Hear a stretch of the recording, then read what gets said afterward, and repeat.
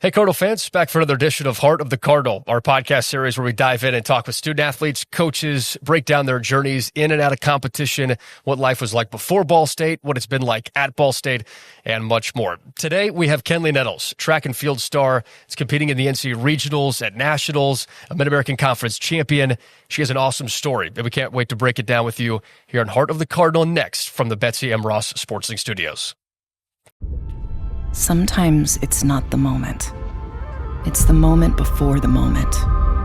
The moment you make a choice. The moment you take control. The moment only you can own. Gainbridge lets you invest on your terms. So you're not only in charge of this moment, but all the moments to come. Start investing now at Gainbridge.io.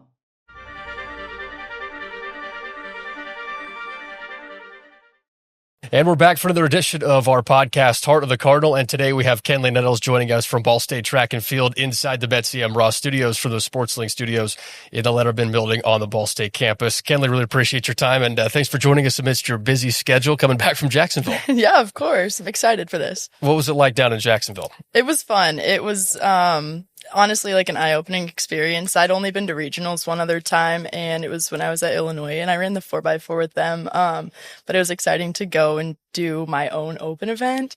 I had a lot of fun, and just like it kind of is gearing me towards nationals. I had, instead of taking like a month off and no competitions, I was able to go in, stay in the competitive mindset, and then ran a PR in the 400 hurdles. I was about to bring that up right here, but the PR in the 400 hurdles, when you were done with that, what was that feeling like for you to be able to say, I accomplished this on such a big stage?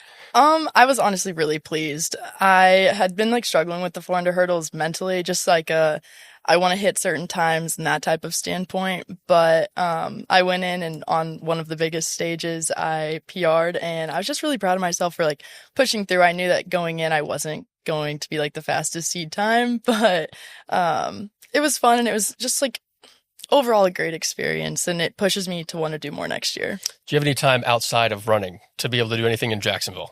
Yeah, we went to the beach. Me and Coach Riggs and Josh went to the beach and collected seashells. I also saw one of my old teammates from Illinois. She moved to Jacksonville a few months ago, and so it was nice to catch up with her. And then just kind of did some wandering around with Coach Rachel as well. Did you have a bag of seashells, or were you just kind of picking them up randomly? Absolutely. I came prepared. Whenever I lived in South Carolina for a few months, I collected seashells because I lived on the beach every single day. Okay. So I came prepared to the beach. I absolutely had a bag with me, and you have to find the ones that, like, when you're looking at them, you have to find the ones that like call to you the most, you know? Okay, what calls to you when you're looking down for a seashell? When they look pretty. So are they bigger? Are they smaller?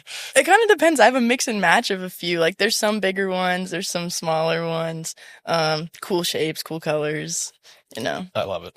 Kenli, you got to Ball State this year. Yes. What's it been like for you to be a Cardinal in your short time so far? I love it. Honestly, this feels like a family environment to me. Like, at my other two institutions, it was kind of one of those things where it was treated more like a business, which that's what college athletics is. But I feel like this is the place where I belong. My teammates, my coaches, they've all welcomed me with open arms. And literally on my visit, I felt like I walked away and I was like, this is where I want to be. Like, this feels like home to me. And with it being only 3 hours from like my actual hometown, it's nice because I have a little getaway. Like, I'm not close to home all the time, but like I can go home if I really need to. But I really just love this place, and like it's honestly an honor just to get to wear the Ball State across my chest. Outside of being on the track, what is your favorite spot on campus? Honestly, I haven't really explored campus much. I've spent a few hours in the library doing homework and stuff. I really do like the cup. I am an avid coffee drinker, and I've spent a lot of time doing my homework at the cup because my entire master's program's online. So it's either do homework at home or go find somewhere else to spend my time. You mentioned you coaching Josh on the beach. Josh told us a story of how you started drinking coffee. I think that's a good story to tell here. So my grandma, I would always spend the night with my grandparents, and it was one of those things where like I don't want to be the only one left out. Like, my grandparents are drinking coffee. So I'd ask my grandma, I'd be like, can I have a sip? And she's always like, well, only if you drink it black. So she'd make a pot of decaf black coffee because I was like, I don't know, 10 or 12 years old. So obviously you don't want to get that age to be consuming caffeine. And so she would make me drink my coffee black, and that's kind of how I started to get into it. Like, I love a sugary coffee, but just like a nice warm mug of black coffee just like really hits the soul. So before a meet, it's the cup and then meat. Yeah, pretty much. Like, before a meet, I'm pretty much either drinking some sort of coffee or just like some energy drink, usually an Alani. Shout out Alani New, please sponsor me. But, yeah, coffee is like my go-to. It's just like, I would say it's kind of just like a nostalgic thing for me. Like, it helps me just like take my mind off the meat. Like, I can focus on something that brings me joy, whether it's literally just a tiny glass of coffee or like thinking about like times with my grandparents. So, any other pre-meet rituals? I always I have one playlist that I listen to before meets, and I call it Chirp Chirp. It's on my Spotify. We love that. And, it's just like a variation of a bunch of different genres, just some of my favorite songs. I like to listen to that while I'm getting ready. I'm pretty superstitious about like what I do going into meet days. I used to do my hair one specific way, and then I decided to change it up a little bit. So now it's just a slick back ponytail with the braid and my little ribbons. But that's pretty much like my only real superstitions. You said that when you came to campus, you met the coaches, you immediately fell in love with the place and the coaching staff. How did you first hear about Ball State?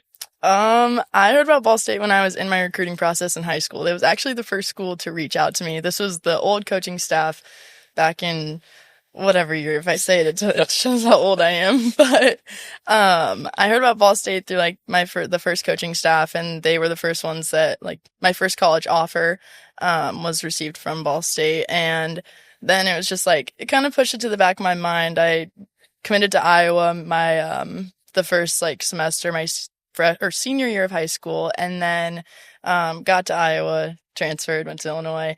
And then whenever I entered the transfer portal after Illinois, Coach Wheatley called me and was like, hey, come to Ball State. And I was like, why not? You know, I'll come for a visit. But even before I went on my visit, I kind of knew that this is where I was going to end up. So there's a lot of parts to your story. You mentioned some of the stops with Iowa and Illinois. Your senior year of high school was also cut because of COVID. Yes. So your journey to get to college athletics has been quite a winding path. Starting at Iowa, how did your college career start? It was a little rocky, I will not lie. I got to Iowa, and the first week of practice, I tore my labrum in my hip. And because of COVID, it was just kind of one of those things where I'd been stuck at home for months. I'd been around my family for way too long, love them to death, but I was ready to get out. And when I got to Iowa, it was just like, oh, this is not what it felt like when I went on my visit. And then on top of tearing my labrum, I was like, I just kind of want to go home. Like, I need to be away from here. I need to be back where I'm comfortable. So I entered the transfer portal like mid-year, first semester, and then got an offer from Illinois. Took that offer pretty much immediately because I knew that like this is the closest place I can be to being home. And I'd known the coaches also since I was a young kid, just being around them and everything. And then got to Illinois, had my hip surgery my freshman year. So I just didn't compete at all freshman year. And then sophomore year was probably my best year athletically while being there. Had a coaching staff change going into my junior year, and then senior year, I ended up having to have foot surgery. I had a bunionectomy, and they put 5 screws and a plate in my foot. And it kind of went into it like, oh, I'm going to be done. Like, I don't want to run track anymore. I kind of lost my love for it after the multiple coaching changes and just injuries upon injuries. And so now, like, I saw my surgeon, I think it was like my year follow-up appointment, and he was like, hey, if you want to go run track again, like you can. And so because I had extinguished my eligibility at Illinois due to the medical retirement, I was like, I'm going to go look somewhere else. Like, I'm getting ready to start my master's program. And so when I entered my name in the portal, Coach Wheatley I think he was the first coach to call me. And it was probably within like 2 days of entering the portal. So yeah. I ended up here. So It's a winding path. Yeah. You mentioned the medical retire after Illinois. You were cleared, hey, if you want to go, you can. What was that thought process of saying, okay, I can fall back in love with doing this. I know I can find a place to go and do this. I think I just needed someone to bring the love for the sport back out of me. It had been quite a while because of, the injuries and all that stuff. I lost the love, and it was always something that track's always been my thing. It used to be like my identity. And then after having the surgery and medically retiring, I needed to like shift my focus a little bit. But I think that I was in a good enough headspace after the surgery and after getting cleared and everything that I was like, okay, I can go find the love for the sport without making it my entire identity. And that kind of motivated me a little bit. And I knew that there were things that I hadn't accomplished yet, that I had big goals set going into college and just throughout my entire college career. And so it was kind of one of those, like, I need to go reach these goals, and I need someone who's going to help me do it every step of the way. So you mentioned goals, and you hit a really big one. You're a MAC champion in heptathlon. The first time you competed in a MAC championship, you win, and you're a MAC champion. When that was over, you found out that you were going to win that. What was that moment like for you? Honestly, I still get chills thinking about it. It's one of those things where being a MAC champion means so much to me, especially because of the trials and tribulations that I've gone through. And I knew that going into the 800, I was, I think, 13 points behind the girl from Kent State. And I have this competitive mindset. I don't like to lose. And so going into it, I was like, I know I need to run a fast 800. I do a little bit of TFRS stalking per usual, as most college, track and field athletes do. And I knew that I had a faster 800 time. And I was like, okay, I just have to stay ahead of her. And so I was really nervous going into it. I looked at Coach Rachel before, and I was like, I'm going to throw up. I can't do this. But got on the line, the nerves went away, and then the gun went off. And I was like, I need to run my own race. I need to not worry about everyone else. And when I crossed that finish line, I saw the time, and I was like, 2:18:01 is crazy. That's like a 3-second PR. And then I was like, wait, she hasn't crossed the line yet. I just won the MAC. I was shocked. And then having all my teammates there to support me was even more it made it 10 times better, because it's I have all those people who have my back, and my parent, my mom and my stepdad were there, and my dad was watching from home. I knew I had my circle, and all the people that have watched me go through from point A to point B, especially being here, coming in with no fall training. I came in from literally rock bottom, and now it's I'm still shocked. You mentioned your teammates being there able to celebrate. You mentioned you haven't been here very long. How have you seen that group embrace you? And especially in a moment like that, where that you've been through so much, your teammates have known what you've been through. What was it like in that moment to celebrate with them? I love my teammates to death. And it was one of the biggest things for me is having them there. They watched me come in and do my first Tempo Tuesday workout, and I couldn't even make it through half of it. And they've just been there. There was a point in time during indoor season where I was in a boot for a little bit, and then going into indoor MAC, I pulled my hamstring during pre-meet. And so they've just seen that, and every step of the way, they're like, we believe in you. You're here for a reason.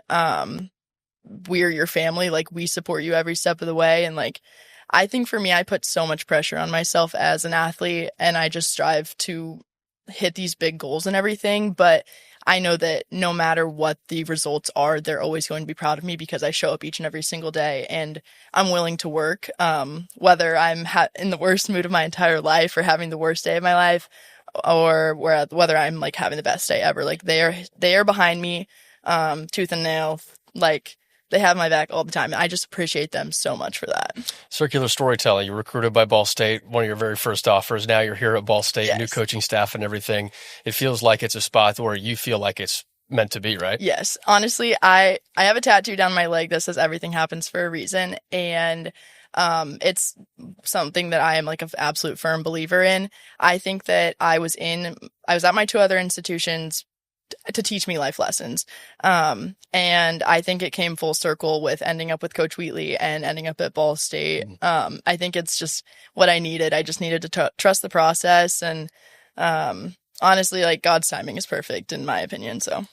And as we record this, you still have Eugene, Oregon coming Yes. up, more competition for you. What's it like between now and then to get ready for this one? Just taking every single day, like day by day, quality practices, just making sure I'm eating right, staying right mentally, hydrating. This is the biggest stage that I've ever competed on, and I am more than grateful for the opportunity. And I'm just ready to go out there and give it everything that I've got. I know I have so much more in the tank, and I just want to make everyone proud. So, how do you know you have more in the tank, especially when you've had the journey that you've had? To be able to say that, I think is pretty powerful. Yeah.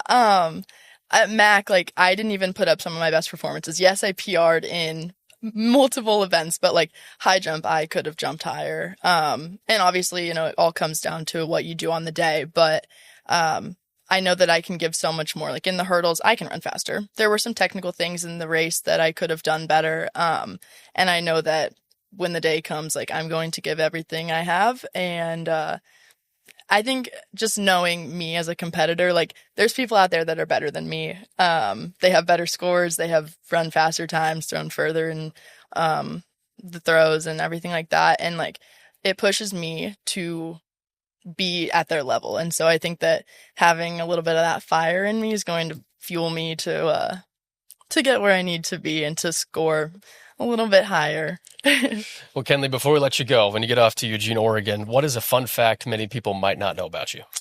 I have 17 tattoos and I am the middle child of 5. Perfect. 17 tattoos, middle child of 5. Kenli, appreciate you joining us here on Heart of the Cardinal. Good luck in Eugene. Appreciate you. Thank you.